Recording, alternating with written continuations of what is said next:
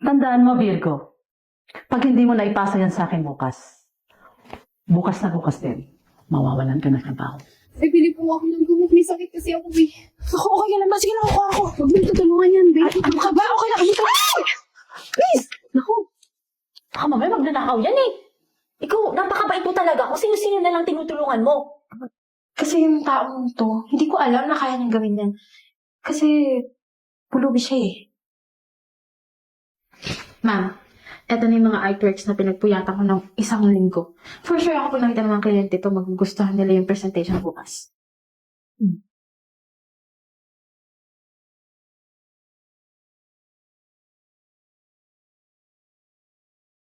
Artwork na sa'yo yan? Pero bakit po? Hindi siya maganda? Higit sa lahat, kinukasyon mo ba ako? Ma'am, 1 linggo kong tinrabaho. Wala akong pakialam. Pag sinabi kong palitan mo. Dahil hindi ako nagpapasahod sa isang loser na katulad mo. Kailangan ko yan bukas na bukas, pasa mo sa akin yan. Kung hindi, umalis ka sa kumpanya. Tandaan mo, Virgo, pag hindi mo naipasa yan sa akin bukas na bukas din, mawawalan ka ng trabaho. Sorry, ma'am. Promise, pagpupuyatan ko to. Bukas na bukas ibibigay ko agad sa'yo. Hindi ko kailangan ng promise. Yan ang kailangan ko. Please. So ano Virgo, kamusta yung project na pinasa mo ka, madam? Pasado ba? Kasi sinabi mo pa, sobrang sakit na ng ulo ko. Puro na lang ako revisions. Tapos hindi niya pa rin ma-appreciate yung ginagawa ko. Hindi ko na nga alam kung anong gagawin ko eh. Alam mo naman yung si madam, grabe yung standard. So anong gagawin mo dyan? Hindi ko alam. Ma'am, pwede po humingi kahit bariya lang. Ha? Bibili po ako ng gamot. May sakit kasi ako eh. Naku, okay lang ba? Sige lang ako. Huwag mo tutulungan yan, babe. Ano ka ba? Okay lang. Please! Naku. Please, okay ka lang? Virgo, baka modus lang to. Pagdating sa bahay, nanakawan kayo. Wag na. Wag mo lang itindihin. Tulungan mo ako, iakit ko sa bahay. Ako, madadamay pa tayo nito. Huwag ka na magsalita dyan. Tulungan mo na lang ako. Please, okay ka lang. Virgo? Ate. Uy, sino na naman yan? Ate, kasi naglalakad ako dito sa baba. Tapos, pinulungan ko siya kasi walang naimatay sa harapan ko eh. Hindi ko alam yung gagawin ko. Baka may hulin ako ng pulis. So, inaklit ko dito. Parang tulong yan ah. Kaya natin ito sa ospital. Tayo ka ba? Kulang na nga yung pera natin sa pagkain natin na hindi na nga magkasya yung sahod dati. Nagdala ka pa ng palamunin dito. Ngayon gusto mo i-hospital yan? Ate, huwag kang maingay. Ano ka ba? Kung saan siya ko ba? Kung anong mangyaring masama dyan? Sa harapan ko nga naimatay eh. Siyempre, tutulungan ko. Hindi naman ako masamang tao eh. Baka mamaya magnanakaw yan eh. Ikaw, napakabait mo talaga. Kung sino-sino na lang tinutulungan mo. Magnanakaw. Hindi ka mo yung katawan niya. Ang liit. Kung may gawin niya masama, kaya mo to. Sige na, huwag ka na maingay. May sakit pa nga yung tao. Ngayon pagbibigyan kita, pero sa susunod di na pwede yun ah. Sige na. Nasaan ako? Saan ako? Sino ka? Hi, ito naman, nakalimutan mo agad. Di ba kanina nabibigyan kita ng palimos, tapos bigla ka natumba. So, nandito lang naman sa harap ng building namin. Nakita kita dito. Alis na po ako, ate. Hindi, wag. Okay lang. Magstay ka lang hanggat hindi ka pa okay. Kasi mamaya, baka may masamang mangyari sa'yo. Konsensya ko pa, di ba? So, dito kami na magpahinga ka. May mga extra akong damit dyan. Bibigyan kita. Kung gusto mo kumain, may kukain kami dito. Kamahiya, ano ka ba? I insist. Sigurado ka ba? Sige po. Ano po palang pangalan niyo ulit? Virgo. Ikaw, ano pangalan mo? Eden po. Nagugutom ka ba? Gusto mo kuhanan kita ng pagkain? Tubig lang po muna. Sige, diyan ka lang ha. Tsaka kuhanan kita ng gamot. Thank you. Uy, Virgo! Anong pinagkakaabalahan mo ito? Uminom ka muna ng kape. Tinimplahan kita kasi kanina ka pa dyan eh. Thank you Antok na talaga ako eh. Mamaya na to kasi kailangan ko talagang tapusin to eh. Hindi ko Ano ba maintindihan. Ginawa ko naman yung best ko eh. Patingin nga pala lahat. Hindi pa rin masatisfy yung amo ko. Tingin.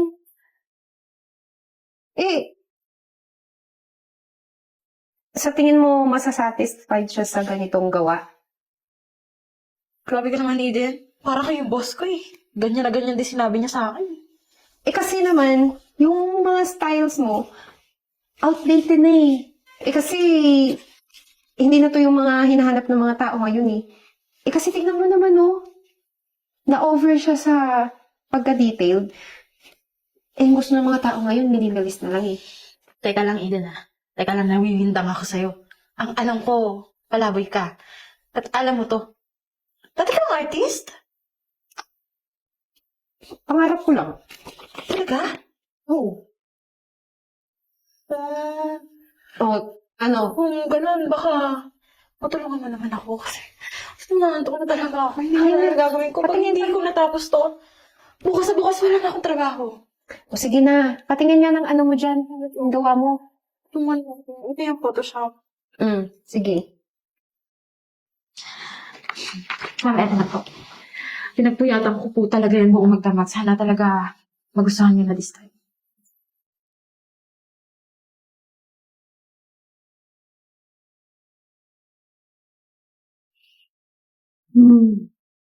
I like it. Thank you, ma'am. To be honest, ma'am, may tumulong sa akin. Nagulat nga ako eh. Kasi yung taong to, hindi ko alam na kaya niyang gawin yan. Kasi, pulubi siya eh. Kahapon kasi ma'am, napauwi ako. May tinulungan ako. And then, nakita niya ako kagabi na puyat na puyat.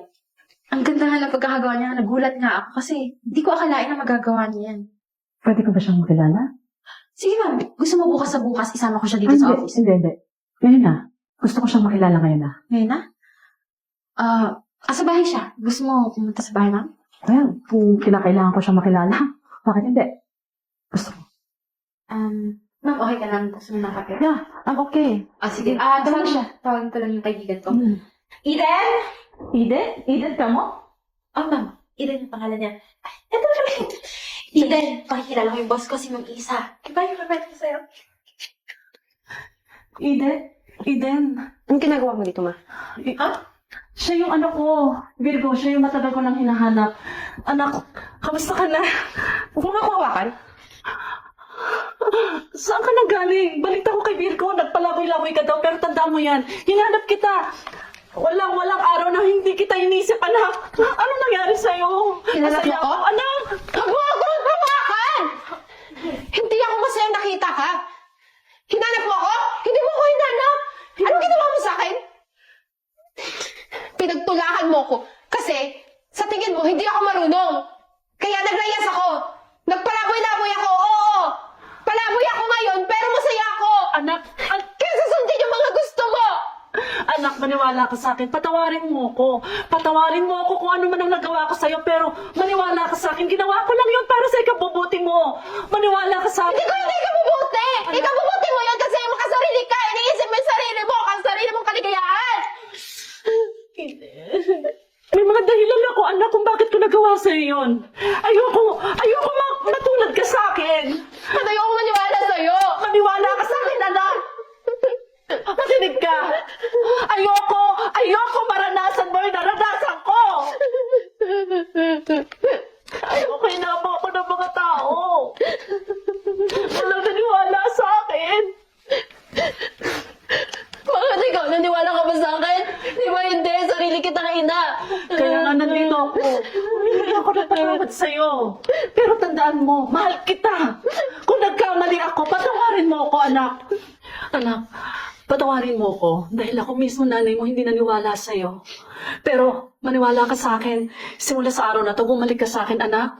Lahat susuporta ako sa'yo. Kung gusto mong mag-aral sa ibang bansa, ipagpatuloy kung anong meron ka, susuportahan kita. Bumalik ka lang sa akin, anak. Bumalik ka lang sa akin. Sorry, Mom. Patawarin mo.